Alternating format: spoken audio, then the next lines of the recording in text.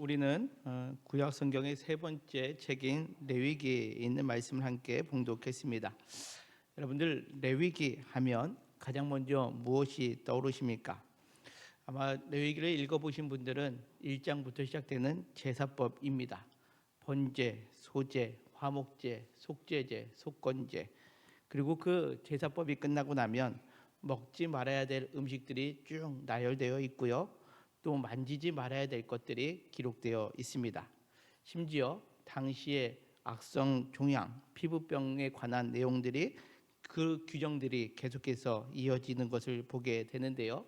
사실 성경을 읽다 보면 이 레위기에서 이러한 내용들을 접하게 될 때 약 3,500년 전에 있었던 그 근동의 제사법 그리고 위생법이 오늘을 살아가는 나에게 어떠한 무슨 의미가 있느냐라고 할 정도로 그런 마음이 드는 경우들이 있습니다.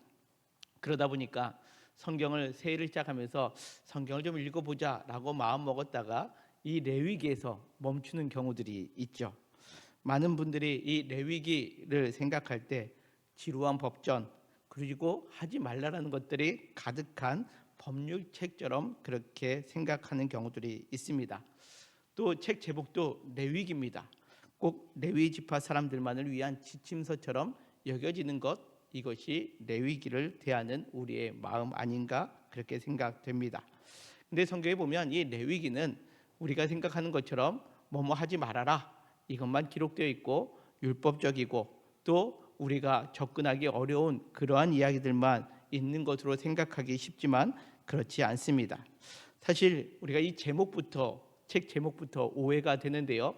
이 우리가 레위기라고 읽는 이 책 제목은 70인 역으로 번역되면서 이름 지어진 거고 원래 시브리어 성경의 원 제목은 좀 다릅니다. 시브리어 원 성경의 제목은 그 책의 첫 단어를 대략 제목으로 사용하는 경우들이 있는데요. 레위기 1장 1절은 이렇게 시작을 합니다. 여호와께서 회막에서 모세를 부르시고 그에게 말씀하여 이르시되라고 그렇게 기록되어 있습니다. 레위기 시브리어 성경을 보면 그 첫 단어가 바이크라라는 단어를 쓰고 있습니다. 즉 바이크라 그리고 그가 부르셨다라는 거죠. 여기서 말하는 그는 누굽니까? 하나님이 이제 모세를 부르셨다라는 그 단어의 뜻이 바로 이 바이크라입니다. 그래서 레위기의 시브리어 이름은 바로 이 바이크라입니다. 그가 너를 부르신다라는 뜻이죠. 레위기 율법책 그리고 레위 사람들만을 위한 지침서가 아니라 하나님께서 바로 너를 부르고 계시다라는 거죠. 하나님이 왜 부르고 계십니까? 하나님께서 그 하나님의 백성과 더불어 함께하고 싶어서 이제 너를 부르신다라는 거죠. 앞선 출애굽기 말씀의 마지막 부분을 보면 성막이 완성됩니다. 그리고 그 완성된 성막에 출애굽기 40장 34절을 보면 성경은 이렇게 말씀합니다. 구름이 회막에 덮이고 여호와의 영광이 성막에 충만하매라고 그렇게 기록하고 있죠. 자, 앞선 출애굽기의 말씀에 보면 이제 이스라엘 백성들이 하나님의 명령을 따라 성막을 짓게 되었는데 그 성막에 하나님의 영광이 충만했다라는 거죠. 즉 하나님이 그 이스라엘 백성들 사이에 임재했다라는 겁니다. 그런데 이어지는 35절에 보면 성경은 이렇게 말씀하고 있죠. 모세가 회막에 들어갈 수 없었다라는 거죠. 이스라엘의 지도자 그리고 하나님과 대면했던 그 모세조차도 그 하나님의 영광이 가득했던 성막에 들어갈 수가 없었다라는 거죠. 왜 그랬을까요? 그것은 하나님은 거룩하신 분이시고 인간은 죄인이기 때문에 그렇다라는 겁니다. 모세조차도 하나님 앞에 온전히 설 수 없었기에 모세도 그 회막에 들어갈 수 없었습니다. 그러기에 하나님께서 이 출애굽기 마지막 부분에 모세도 그 하나님의 임재의 상징이었던 그 성막에 하나님의 영광이 충만할 때 들어가지 못하자 레위기에서 야 이제 너를 내가 부른다라고 말씀하시는 것, 이것이 바로 레위기의 말씀이고 레위기는 따라서 무서운 그리고 무거운 율법서 뭐뭐 하지 말라라는 그러한 신앙의 교과서이기보다는 하나님이 인간을 부르시는 사랑의 초대장이다라고 그렇게 표현할 수 있는 책이다라는 겁니다. 그런데 문제는 무엇입니까? 하나님이 거룩하신 분이시고 인간이 죄인이기에 모세조차도 그 성막에 들어갈 수 없었다라는 거죠. 그렇다면 그 하나님의 초대장에 우리는 어떻게 행해야 되는지, 그 하나님의 초대에 우리가 어떻게 반응해야 되는지가 바로 레위기에 있는 말씀인데요. 레위기는 1장부터 17장까지는 속죄에 관한 말씀이 기록되어 있습니다. 우리가 죄인이기에 우리의 죄를 속하고 하나님께로 가까이 가기 위해서는 우리의 죄가 속하여지는 과정이 필요하다라는 거죠. 그것이 레위기 1장부터 17장까지 기록되어 있고요. 그리고 이어지는 레위기 18장부터 27장까지는 그 죄가 속하여졌던 사람들이 그렇다면 이제 어떻게 살아가야 되느냐, 그 삶이 거룩해야 한다라는 거죠. 그러게 오늘 우리가 함께 봉독한 말씀처럼 하나님이 거룩하시기에 너희는 거룩하라 라고 하신 말씀, 이것이 바로 레위기 바이크라, 우리를 부르시는 그 하나님의 응답의 음성에 대해서 속죄의 은혜 가운데 거하고 거룩한 삶으로 이어지는 신앙의 여정, 이것이 바로 레위기의 말씀입니다. 오늘은 우리가 레위기 19장 1절과 2절에 있는 말씀을 함께 봉독했는데요.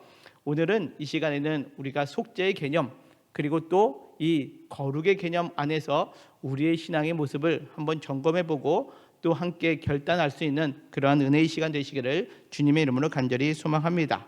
자, 먼저 우리가 우리에게 속죄하라라고 말씀하시는 것이 1장부터 17장까지의 말씀인데요.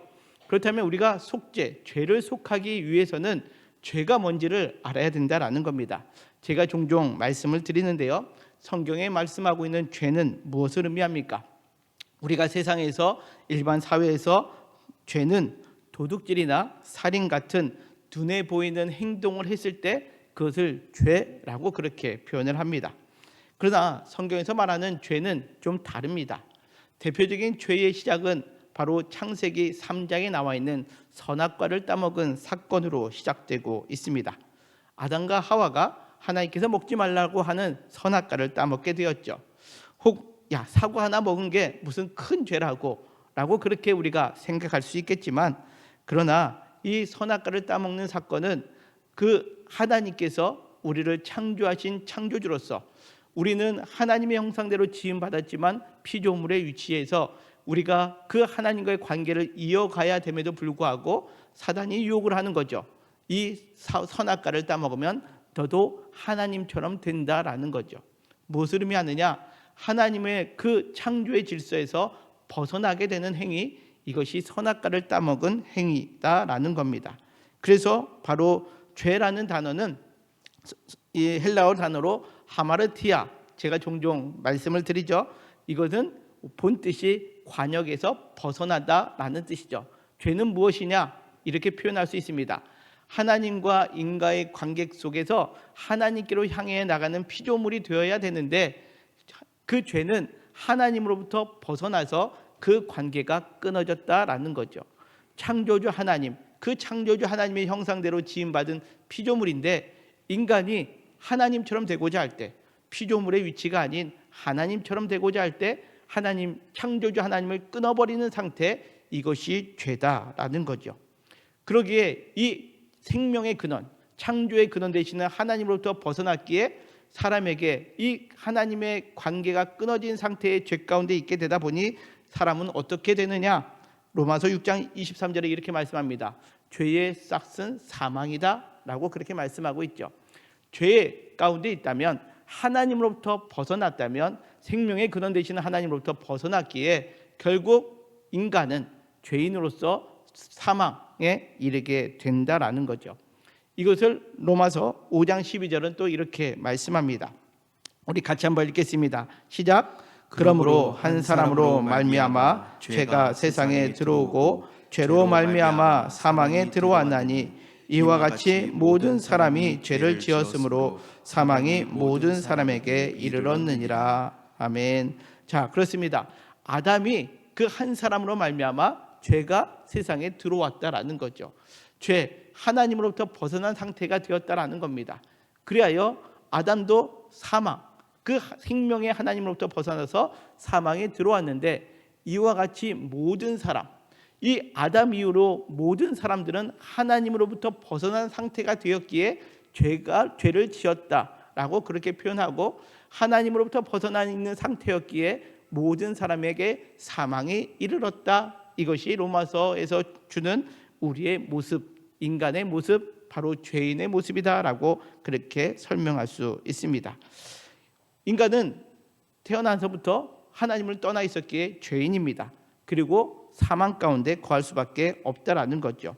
어찌 보면 절망적인 현실, 이것이 인간의 상태입니다. 근데 하나님은 이와 같은 인간을 그냥 내버려 두시지 않고 하나님께서 놀라운 방법을 제시해 주십니다.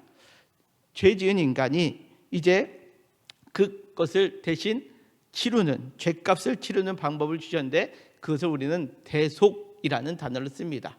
대속, 누군가가 내 죄값을 대신 치르게 하는 방법을 주셨다라는 거죠. 자, 어떤 분들은 이렇게 묻습니다. 하나님은 사랑이 많으신데 그냥 사람이 잘못했으면 없었던 걸로 하자, 내가 다 용서해 줄게 라고 하면 하나님께서 우리의 모든 죄를 용서해 주실 수 있는 것 아니야? 라고 그렇게 말할 수 있습니다. 그러나 하나님은 사랑인 동시에 하나님은 공의롭고 거룩하신 분이십니다. 마치 이런 겁니다. 여러분들, 어둠이 죄와 같은 존재입니다. 어둠은요, 빛이 오면 함께 공존할 수 없습니다. 이처럼 죄라는 것, 하나님을 떠나 있는 상태는 하나님이 가까이 온다라고 해서 그 죄값이 해결될 수 있는 것이 아니다라는 거죠. 반드시 그 죄값을 치르는, 사망 가운데 이르는 죄값이 치루어져야 된다라는 것을 의미합니다. 그 죄값을 치르는 그 대속의 과정을 레위기에서는 1장부터 나와 있는 제사법을 통해서 우리에게 그 죄값을 대신 갚는 방법을 하나님께서 알려주신 것, 이것이 레위기 1장에 나와 있는 제사법입니다. 이 제사법에는 크게 두 가지 요소가 있는데요. 첫째는 안수입니다. 내가 죄를 지었습니다. 하나님으로부터 떠나 있었기에 이제 내가 이 죄값을 갚기 위하여 죽어야 되죠. 근데 내 죄값을 어떻게 하느냐? 내가 소나 양이나 짐승을 가져와서 거기에 머리에 내가 안수합니다. 내 모든 죄값을 내가 안수할 때에 이 짐승에게 내 죄값이 전가되게 되는 것, 이것을 안수하는 과정으로 나타내어 있습니다. 그리고 이제 그 짐승을 누가 잡습니까? 제사장이 잡는 게 아닙니다. 안수했던 사람이 이제 칼을 들어 그 짐승의 피를 흘립니다. 피를 흘리게 되는 과정 속에서 어떤 생각을 하게 될까요? 야, 이제 나는 해방됐다가 아니라, 야, 이 죄로 인하여 내가 죽어야 되는데 이 지금 대신 하나님께서 이 짐승을 죽게 함으로 인하여 내 죄값을 갚아주시는구나라는 그 하나님의 대속의 은혜를 경험하게 되는 자리, 그것이 바로 레위기에 나와 있는 제사법의 원리다라는 거죠. 우리는 때때로 이렇게 생각합니다. 야, 하나님께서는 양과 염소 또 이런 것들을 받으시는 분이라고 생각을 합니다. 근데 여러분들, 우리가 선지서의 말씀에 보면 하나님은 양과 소를 받기 위하여 우리 보고 제사 드리라고 말씀하시지 않습니다. 왜 그런 줄 아십니까? 다른 종교에서 제사를 드릴 때 소를 바치고 양을 바치고 짐승을 바치는 이유는 소위 말해서 내가 이렇게 값진 거를 바치니까 나에게 복을 주세요 라고 하는 기복적인 요소들이 많습니다. 그런데 기독교에서의 이 제사법은 그런 의미가 아닙니다. 내가 이걸 드리니까 하나님 나에게 대신 다른 걸 주세요가 아니라 내 죄를 내가 죽는 심정으로 바친다라는 거죠. 철저한 나의 죽음, 그리고 나의 생명과 이 짐승의 생명을 맞바꿔 주시는 그 하나님의 손길을 기억하면서 드려지는 제사, 그것이 기독교, 특별히 이 구약 시대의 제사법이다라는 거죠. 그러기에 제단에서 뿌려지는 피를 보면서 하나님은 생명이 생명을 대신했다라고 인정해 주는 겁니다. 원래 네가 죽어야 되는데, 그래, 네가 지금 네 죄를 안수하고 난 다음에 이 짐승의 피 흘림을 통해서 네가 죽은 걸로 해줄게 라고 하는 것이 하나님이 약속해 주시는 제사법이다라는 거죠. 왜 안수와 피 흘림의 과정이 필요한가? 레위기 17장 11절에 이렇게 말씀합니다. 육체의 생명은 피에 있음이라.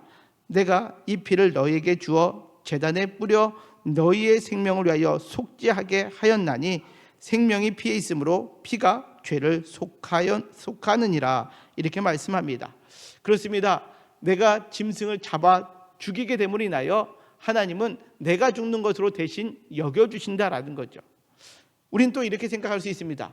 내가 짐승에게, 소나 양에게 안수한다고 해서 정말 내가 지은 죄가 이 짐승에게 넘어가느냐라는 거죠. 여러분들, 이거는요 이론적으로, 소위 우리가 이성적으로 또 물리적으로 이해가 되지 않는 겁니다. 그렇지 않습니까? 내가 안수한다라고 해서 내 죄가 갑자기 내 팔을 타고 이 짐승에게 넘어갑니까? 그렇지 않죠. 이와 같은 과정은 하나님이 그렇게 인정해 주시는, 우리의 죄를 대속하시기 위하여 하나님이 만들어 주신 약속의 개념이다라는 거죠. 대표적인 말씀이 우리가 출애굽기 때도 말씀드린 것처럼 그 유월절 사건 아니겠습니까? 문설주에 피를 바르면 하나님의 죽음의 사자가 그 피를 보고 그 집을 뛰어 넘어갑니다. 그 피에 무슨 그 죽음의 사자가 무서워하는 효능이 있습니까? 그게 아니죠. 하나님이 약속을 주신 겁니다. 믿음의 자녀라면 너희 집에 들어가 양을 잡고 그 양을 함께 먹으며 그 양의 피를 문설주에 바르면 이 가정은 하나님의 약속을 믿는 가정이구나 라고 인정하셔서 그 집에 그 죽음이 넘어가는 것, 이것이 하나님의 약속인 겁니다. 이처럼 하나님은 대속의 원리는 무엇이냐? 바로 우리가 죽어야 되는데 하나님께서 안수의 과정을 통해서 내 죄를 넘어가게 해주신 것을 인정해 주신 거고, 내가 죽어야 될 그 자리에 그 짐승을 죽이게 될 때 내가 죽었다라고 하나님이 인정해 주시는 것, 우리는 그것을 믿음으로 고백하며 제사를 드린다라는 거죠. 이 대속의 원리, 이 대속의 원리는 하나님만 하실 수 있는 하나님만 하실 수 있는 용서, 그것을 우리에게 약속하시는 그러한 원리다라는 겁니다.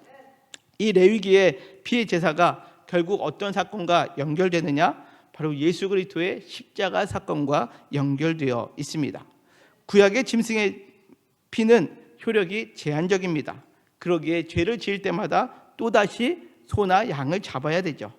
이 반복되는 이 죄와 죽음의 사슬을 끊기 위하여 하나님께서는 당신의 하나뿐인 아들 독생자 예수 그리스도를 이 땅에 보내주시고 그를 하나님의 어린 양으로 삼아 우리를 대신하여 죽게 하셨다라는 겁니다. 이를 세례 요한이 보고 이렇게 외칩니다. 요한복음 1장 29절에 있는 말씀인데요, 이튿날 요한이 예수께서 자기에게 나오심을 보고 이르되 보라, 세상 죄를 지고 가는 하나님의 어린 양이로다 라고 그렇게 표현합니다. 그렇습니다. 원래 우리는 계속해서 제사를 드리면서 내 죄를 그 짐승에게 전가시킨 다음에 안수하여서 피를 흘려야 되는데, 하나님께서는 그 반복적인 것을 끊기 위하여 독생자 예수님을 하나님의 어린 양으로 우리에게 보내주시고, 그가 죽음으로 인하여 그가 죽게 된 것을 우리가 하나님의 대속의 은혜임을 믿을 때에 우리의 모든 죄를 용서하여 주신다. 이것이 하나님께서 우리에게 주시는 십자가의 대속의 은혜다라는 거죠. 그러기에 히브리서 9장 12절은 이렇게 선포합니다. 같이 한번 읽겠습니다. 시작. 염소와 송아지의 피로 하지 아니하고 오직 자기의 피로 영원한 속죄를 이루사 단번에 성소에 들어가셨느니라. 아멘. 자, 우리는 이 예배 자리에 올 때 더 이상 소나 양이나 염소를 끌고 올 필요가 없습니다. 예수 그리스도께서 우리를 위하여 단번에 십자가에서 죽으신 것을 내가 믿음으로 고백하면 하나님께서는 그 믿음을 보시고 내가 너를 용서해 줄게 라고 하시는 그 언약의 말씀을 주셨기 때문에 그렇습니다. 그리고 2000년 전에 죽으신 예수님이 오늘을 살아가는 우리에게 어떻게 우리의 죄를 용서해 주실 수 있었는가? 바로 하나님께서 그 독생자를 우리에게 보내주셨고 그 예수님이 우리의 모든 죄를 위하여 죽으셨다라는 그 하나님의 섭리, 하나님의 대속의 그 사건을 내가 믿음으로 받아들이면 하나님은 그 믿음을 보시고 내가 너를 의롭다 해줄게. 이것이 바로 기독교의 신앙이다라는 거죠. 따라서 오늘 우리는 이 예배의 자리를 통하여 예수 그리스도의 그 십자가의 은혜, 내가 원래 죽어야 되는데 예수님께서 나를 대신하여 죽으셨다라는 것을 믿음으로 고백함으로 말미암아 우리는 이제 더 이상 죄인이 아닌 하나님의 자녀가 되었음을 믿음으로 선포하며 고백하는 예배의 자리가 되시기를 주님의 이름으로 간절히 축원합니다. 자, 그렇다면 우리가 이제 속죄함을 받은 우리는 이제 어떻게 살아가야 될까요? 예수님께서 단번에 그 죽으셨기에 우리는 이제 계속 사는 거니까 마음대로 살라라고 그렇게 말씀하시는 것일까요? 그렇지 않습니다. 처음에 말씀드린 것처럼 레위기는 이 속죄의 은혜를 경험한 사람들에게 이제 18절부터는 거룩한 삶을 살 것을 말씀하셨습니다. 대표적인 말씀이 오늘 함께 봉독한 레위기 19장 2절에 있는 말씀입니다. 같이 읽겠습니다. 시작. 너는 이스라엘 자손의 온 회중에게 말하여 이르라. 너희는 거룩하라. 이는 나 여호와 너희 하나님이 거룩함이니라. 아멘. 그렇습니다. 하나님은 속죄받은 백성에게 이제 너희는 거룩하라 이렇게 말씀하십니다. 왜 그렇습니까? 하나님이 거룩하시기 때문에, 하나님이 거룩하신 하나님이시기 때문에 이제 너희도 나한테 초청해서 오기 위해서는 너희도 이제는 속죄받았기에 거룩한 삶을 살아라 라고 말씀하고 계시는 거죠. 거룩이라는 단어는 구별됨을 의미합니다. 구별된다라는 것은 이제 하나님께서 용서해 주시는 그 속죄의 은혜를 체험한 사람이라면 세상과는 다르게 사는 것, 이것이 거룩, 구별됨을 의미합니다. 우리가 거룩하게 살았기 때문에 구원받는 것이 아닙니다. 구원받았기에, 속죄함 받았기에, 사망이 해결되었기에 이제는 하나님이 우리를 향하여 거룩하라라고 그렇게 말씀하고 계시는 거죠. 왜 그렇습니까? 하나님이 이제 우리의 아버지가 되시기에 하나님의 거룩함을 우리도 따라 살아갈 것을 말씀하고 계시다라는 거죠. 자, 그렇다면 여러분들에게 묻겠습니다. 여러분들은 이 거룩이라는 단어를 생각할 때 어떠한 이미지가 떠오르십니까? 특별히 우리가 신앙생활하면서 거룩이라는 단어를 이야기할 때 우리는 연결되는 것이 믿음이 참 좋은 사람이라는 것과 연결되어 있지 않습니까? 근데 믿음이 좋고 거룩하다라는 것은 어떻게 또 연결되어 있습니까? 예배를 잘 드리는 사람을 우리는 믿음이 좋다, 거룩하다라고 생각을 합니다. 기도도 잘하는 사람, 그 사람을 우리는 거룩하다 아니면 믿음이 좋다라고 그렇게 생각을 합니다. 보통 우리는 예배 시간에 또 기도 시간에 또 우리의 신앙의 모습이 성경책을 켜고 할렐루야, 이것을 우리는 거룩이라고 생각할 수도 있는데 오늘 레위기 19장에 나와 있는 거룩의 모습은 우리가 생각하는 것처럼 예배의 공간에서 나타나는 현상이 아닙니다. 오히려 더 세속적입니다. 여기서 말하는 세속이다라는 것은 우리의 생활 속에 나타나는 것을 의미합니다. 이것은 삶의 현장에서 드러나는 거룩을 표현하고 있다라는 거죠. 예배의 자리에 찬양을 잘하는 것, 그게 거룩이 아닙니다. 삶의 현장에서의 거룩을 나타내고 있다라는 거죠. 그 첫 번째 모습 어디서 시작되느냐? 3절은 이렇게 말씀합니다. 너희 각 사람은 부모를 경외하고 나의 안식일을 지키라. 나는 너희의 하나님 여호와이니라. 그렇게 말씀합니다. 자, 우리가 거룩이라고 생각한다면 안식일을 거룩하게 지켜야죠. 구별하여 지켜야죠. 세상 사람들이 지키지 아니하는 이 주일을 우리는 예배의 자리에 나와 하나님 앞에 구별되게 예배드리는 삶을 살아가는 것, 이것을 우리는 거룩한 삶이다 라고 그렇게 말합니다. 그런데 오늘 이 안식일을 지키라라는 이 말씀과 동급으로 이야기를 하는 것이 무엇이냐? 너희 각 사람은 부모를 경외하라라는 거죠. 무엇을 의미합니까? 가정의 가장 근본되는 부모를 경외하는 것부터 우리의 삶에 거룩이 시작된다라는 것을 말씀하고 있다라는 겁니다. 그렇습니다. 우리의 가정에서부터 구별된 모습을 사는 거죠. 내 감정, 내가 원하는 것, 이거 이루어지지 않았다고 함부로 살아가는 인생이 아니라 가정에서부터 그 나의 근본이 되는 부모님을 경외하는 삶. 여기 경외는 성경에서 하나님께만 향했던 단어인데 부모를 향해서도 경외라는 단어를 쓰고 있다는 겁니다. 사랑하는 성도 여러분, 우리 모두가 속죄함 받은 사람이라면 우리가 주일을 맞이하여 예배드리는 거룩함을 유지하는 것과 동일하게 부모를 경외하는 것, 이것이 바로 진정한 거룩한 삶이 됨을 이 시간 믿음으로 고백하는 저와 우리 모두가 되시기를 주님의 이름으로 간절히 소망합니다.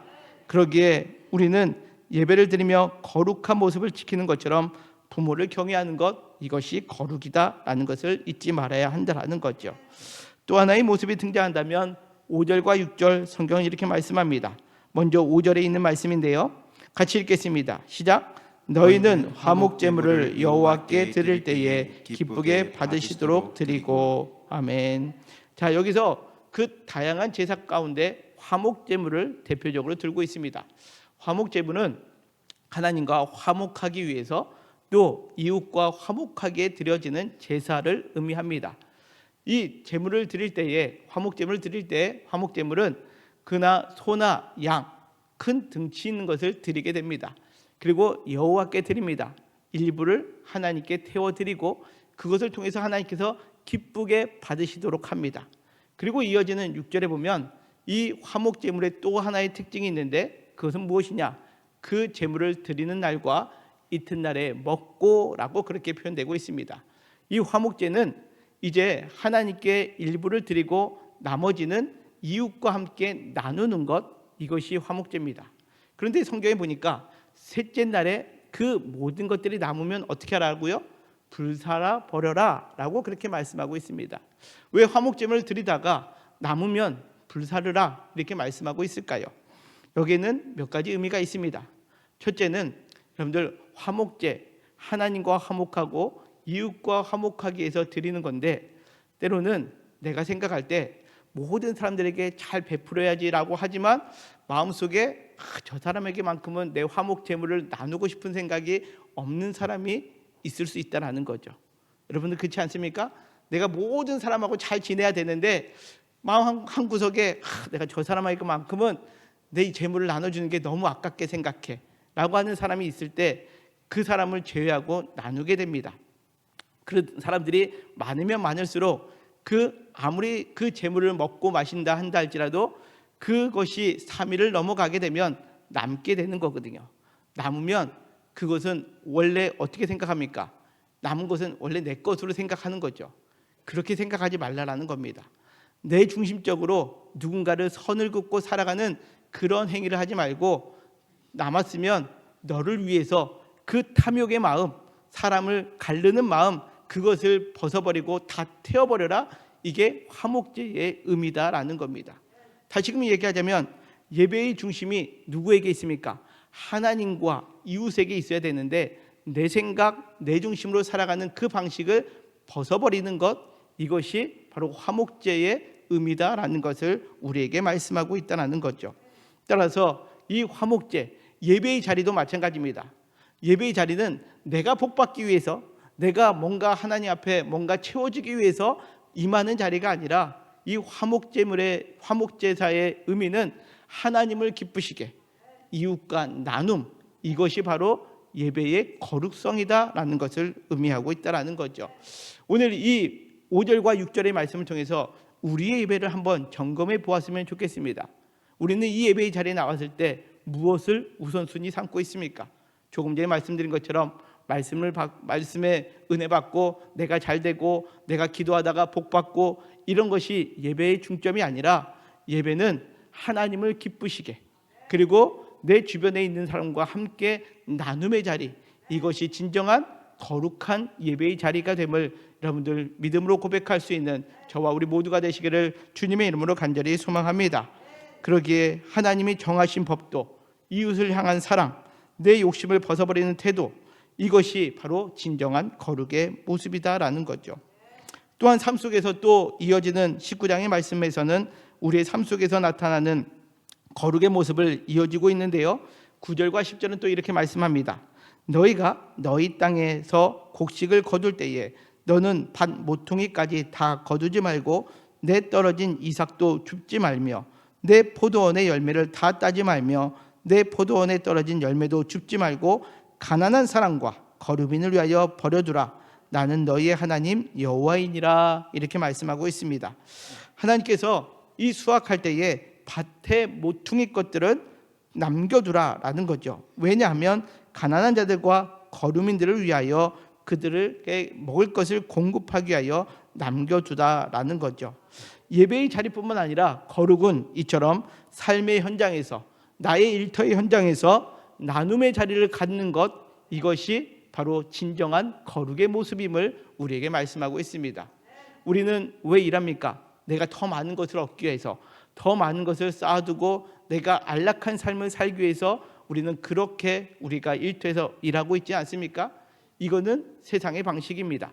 하나님의 그 속죄함 받은 사람이라면 우리가 이제는 거룩한 삶을 살아간다라는 것은 내 것을 위하여 100% 채우는 인생이 아니라 약하고 부족한 자들을 위해서 나눌 수 있는 것, 이것이 삶의 거룩함이다라는 것을 오늘 성경은 우리에게 말씀하고 있다라는 거죠. 뿐만 아니라 14절은 또 이렇게 말씀합니다.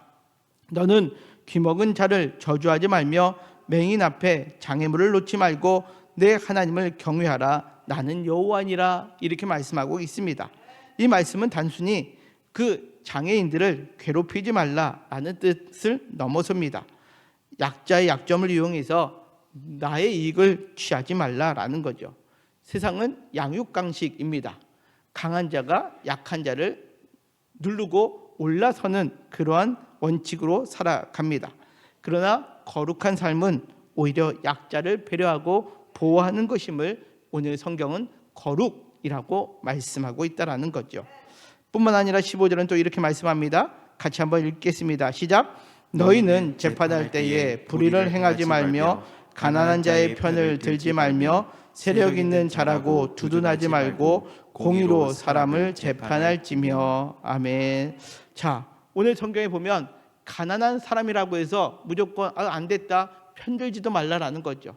또 부자거나 세력 있는 사람이라고 야, 저 사람 힘 있으니까 힘 좀 실어줘야지 이렇게 두둔하지도 말라라는 겁니다. 우리는 삶을 살아갈 때 불의를 행하지 말고 공의로 삶을 살아갈 것, 이것이 거룩한 삶이다라는 거죠. 우리는 어떻게 삶을 살아가고 있습니까?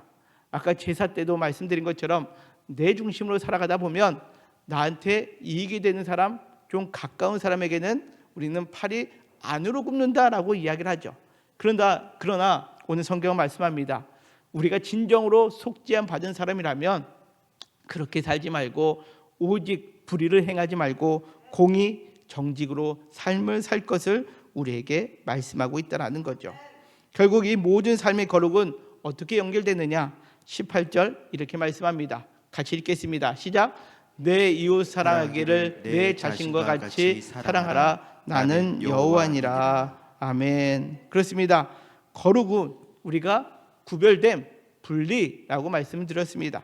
거룩은 우리가 속죄함 받았기 때문에 죄와는 분리되는 삶을 살아가는 겁니다. 그러나 이 거룩의 완성은 오히려 이웃을 향하여 사랑으로 완성된다라는 것을 오늘 성경은 우리에게 말씀하고 있다라는 거죠. 이 말씀은 이 구약에서만 끝나는 것이 아니라 예수님께서 하신 말씀과 연결되어 있습니다. 마태복음 22장 36절부터 40절까지 있는 말씀인데요, 우리가 자주 들어왔던 말씀입니다. 같이 읽겠습니다. 시작. 선생님, 율법 중에서 어느 계명이 크니까? 예수께서 이르시되 너는 마음을 다하고 목숨을 다하고 뜻을 다하여 주 너의 하나님을 사랑하라 하셨으니 이것이 크고 첫째 되는 계명이요 둘째도 그와 같으니 내 이웃을 내 자신같이 사랑하라 하셨으니 이 두 계명이 온 율법과 선지자의 강령이니라. 아멘. 여러분들 믿으십니까? 그렇습니다. 우리가 속죄함 받은 사람이라면 이제 우리는 거룩한 삶을 살아간다라는 것은 하나님을 사랑하고 이웃을 내 몸과 같이 사랑하는 것, 이것이 진정한 거룩의 삶임을 오늘 성경은 우리에게 말씀합니다. 말씀을 맺겠습니다. 레위기는 성막에서 드리는 피의 제사, 속죄로 시작해서 삶의 현장에서 드리는 삶의 거룩함으로 이어져 가고 있습니다.